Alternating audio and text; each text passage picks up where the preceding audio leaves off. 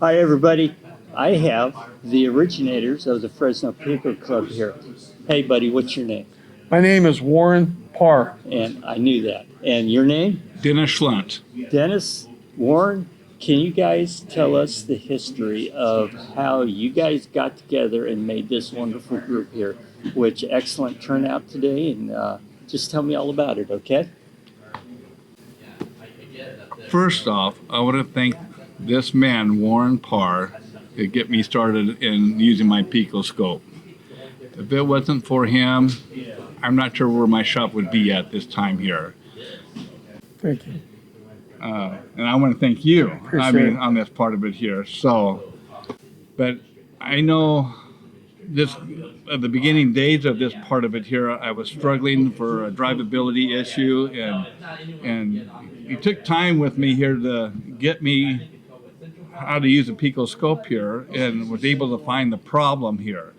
My technicians were watching me work on the cars and realizing that, hey, there's something to this here. And so we started using it more and more. I started asking questions and stuff, and Warren had a vision of getting this technology out to other shops, and we started talking here, and we like, well, let's start a club here, and boy, what, January or December, we started our first club meeting here, and it's been rocking and rolling here, and the culture of my shop has changed so dramatically here. It's a pleasure going to my work here, because we want the challenges now here. We want the cars that people can't fix To learn. to learn here. So again, Warren, thank you. And I know you have so much input, passion to get in the education of the Pico lab scope testing out there. I mean, I'm glad I'm on your wagon train here to learn all this stuff here. So for all of you that are listening, let me tell you how this started. About 9 years ago, my son left the business. He's 23 years old. He was a master tech, certified smog, advanced level, everything. 23 years old, and he left the business. And he went to work as a CO, as a prison guard. And he did that because it paid a lot more and it had better benefits. My son was going to inherit the business. And so if anybody had an incentive, a financial incentive to stay in the business, it would be our sons. But we couldn't match what other industries are paying. So he left. And I don't blame him. He's a man, he has to make his own decision. So I realized at that time that I was not competing against him and Robert and Craig and all the other shop owners for technicians. I realized that I was competing against other industries. And they paid a lot more than we do. And we were not going to, if we couldn't keep in our son, what were we going to do? How were we going to attract them when they could go do easier work and make more money? So the idea is this, is that we were going to adopt technology, that we were going to do the same kinds of repairs, but we were going to use technology, and we were going to do it a lot faster. So we're going to charge the same amount of money for the same repair, but we're going to try to do it in half the time. In doing that with the technology, that technology allows us to do that. So we make twice as much money per job, but we don't raise our prices to the customer. Customer still pays the same.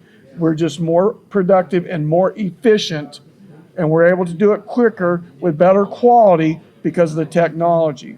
So what we're trying to do is raise our image of our industry, raise the quality of our diagnostic and repair, and raise the wages that we pay our techs so that we can attract good talent into our industry. So that's how it started.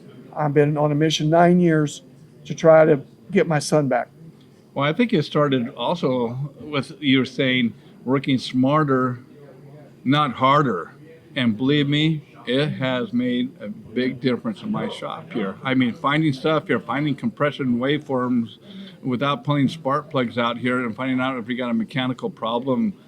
It's amazing. If you're not doing this, Finding you out, need to get on board. finding out why the fuse blew, Yeah. not that it blew. So, Find out actually why. So that's kind of my story. And the other thing is, I was involved. I was involved with my local school district, and so I'm trying. And George has also gone to us. So we try to go to all the career fairs, so that we could demonstrate the technology and what our industry has to offer to those potential young talent. So we try to go to all of those things, and it was at one of those this year that Dennis and I went to, that we were displaying, or we were showing the kids that when he had a waveform problem with a certain waveform, and that was what we were showing the kids, he asked me about it, and we were able to look at his waveform and see what was causing his issue. But it all started with us being a vocational education, or at a career fair, right? that's it. That's what opened it up. I mean, it's nice working with the other shop owners, sharing waveforms and stuff here, and we're all growing as a group here. I mean, the camaraderie is, I think we became friends. I mean, over on the lab scope. Instead of here. competitors.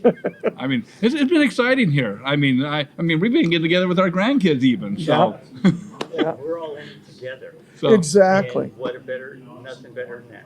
yes, We have to raise the quality of our industry and the image of our industry.